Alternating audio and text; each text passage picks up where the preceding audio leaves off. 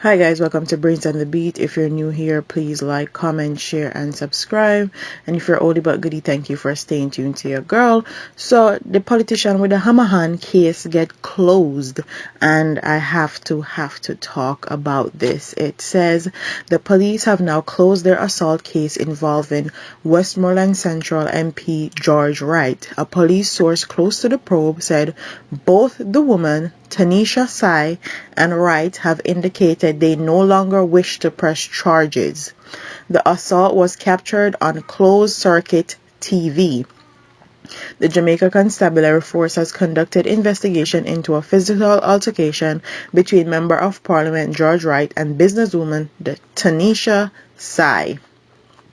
Following an exhaustive investigation and interview process that confirmed with law enforcement best practices and involved both parties, it is now clear that the investigation into the alleged incident has come to an end at this time. This is a result of the unwillingness of the parties involved and potential witnesses to participate in the investigation, as well as the poor quality of the video alleged to capture the incident. On the afternoon of April 6, 2021, both Miss Sai and Mr. Wright made independent reports of a physical altercation that day. Miss Sai made a report at the Anchovy police station, while later that evening Mr. Wright made a report at the Rambo police station. Given the physical statement of Miss Sai, the police escorted her to a medical facility to ensure she received treatment. So the woman bata up and beat up. So the police had to follow her to the hospital to make sure she get treatment. If you watch the video carefully, you will see that he was beating her head in with what looks like to be a chair or something. She was asked to return to the station after treatment in order to give a formal statement. To date, attempts at securing said statement have proven futile. Mr. Wright was asked to seek medical attention and return to give a statement, at which time he stated he was unwilling to do so. On Sunday, April 11, 2021, a video began circulating of a physical altercation between a man and a woman. Based on local knowledge of the police, and the location was preliminary identified, and an officer was assigned that day to identify the source of the footage. On April 12, a preservation of order for the footage was served on the holder of the footage, and the Communication Forensic and Cybercrime Division subsequently extracted the footage. On the afternoon of the 12th, Abel Donfonte made contact with the police on behalf of Mr. Wright, stating his willingness to attend an interview. Mr. Wright was interviewed in the presence of his attorney on Wednesday, April 14, 2021. Ms. Sai was interviewed in the presence of her attorneys on Thursday, April 15, 2021. In both interviews, the parties made it abundantly clear that they had no intention to pursue the matter further and would not cooperate with the police investigation into the matter. The poor quality of the footage and the unwillingness of persons at the location to cooperate with our investigation made it impossible to conclusively identify the persons captured in the video. However, even if the footage was at the highest quality, the police would not have been able to mount a case that met basic evidentiary standard without the cooperation of the parties involved. The Jamaica Constabulary Force reiterates its commitment to pursue serious cases of domestic violence abuse, regardless of the individual or individuals who are alleged to have committed the act. However, in order to pursue such matters, the police require statements which are of probative value.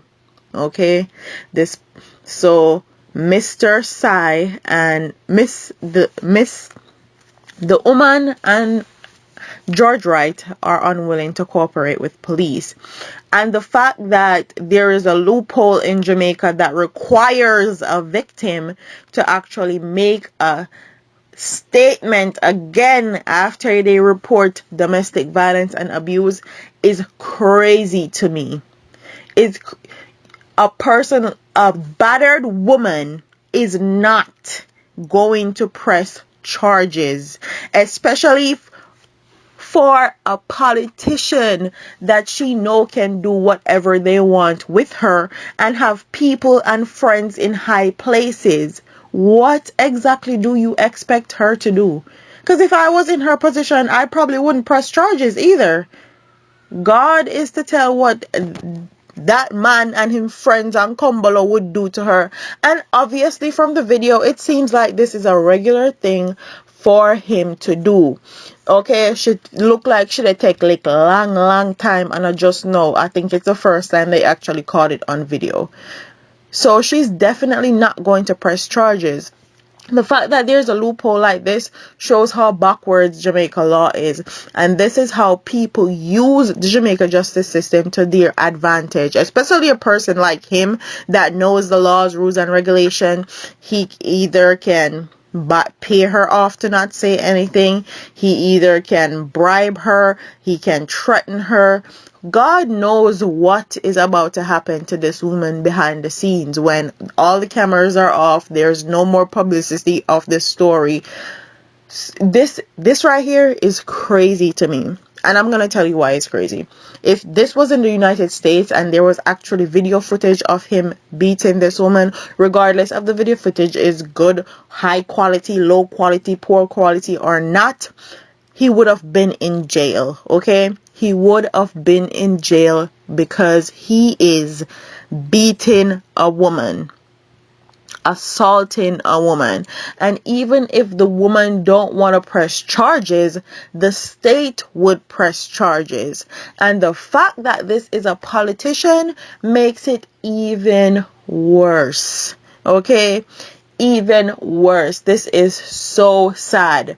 These are the people that are supposed to be running our country. These are the people that are supposed to be setting example for our country. So if politicians they beat up them woman, what them expect a regular man to do? If them they beat up them woman and they get away with it, imagine the regular man. Way more do now, because this right here is the go ahead for all the abusers to know that there is a loophole in Jamaica justice system that says if the woman go press charges and press multiple charges or go give statement multiple times of being abused, them not go do nothing. This right here is all that they need. And quite frankly, this is sad. This is super sad. All the women them in the parliament and them sit down and do nothing about this. This is shameful. Especially the JLP party. 2020, they had the most women ever elected in Jamaica. And them sit down and watch them sitting here. They happen to Jamaican woman and not say nothing, you know. Them not say a word. Okay? Not a word. I'm gonna leave the statistics with you. Jamaican women are the second in the world to be killed by their partners. Let that sink in. Jamaican women are the second in the world to be killed by their partners. And this is a statistics from 2019. Comment what your thoughts are in the comment section. Don't forget to like, comment, share, and subscribe. And I'll see you in the next one. Deuces.